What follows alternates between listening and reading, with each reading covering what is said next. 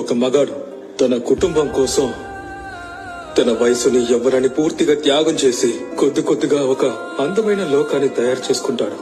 అన్నిటినీ సిద్ధం చేసుకున్న తర్వాత ఇక హాయిగా జీవిద్దామని అనుకున్నప్పుడు నాతో అసలు టైం స్పెండ్ చేయలేదు, నీకు కుటుంబాన్ని చూసుకోవడం చేత కాలేదని చెప్పి తనని అలాగే ఒంటరిగా వదిలేసి వెళ్తే తను అక్కడే ఒక అనాథగా ఎవ్వరూ లేకుండా అలా ఆగిపోతాడండి.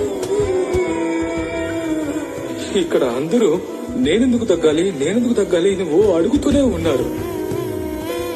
పెళ్లి జీవితానికి అందం ఏంటి మేడం, ఒకరినొకరు అర్థం చేసుకోవడమే కదా.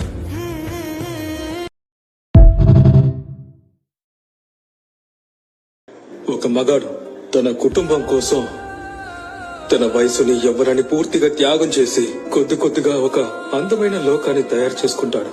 అన్నిటినీ సిద్ధం చేసుకున్న తర్వాత ఇక హాయిగా జీవిద్దామని అనుకున్నప్పుడు నాతో అసలు టైం స్పెండ్ చేయలేదు, నీకు కుటుంబాన్ని చూసుకోవడం చేత కాలేదని చెప్పి తనని అలాగే ఒంటరిగా వదిలేసి వెళ్తే తను అక్కడే ఒక అనాథగా ఎవ్వరూ లేకుండా అలా ఆగిపోతాడండి.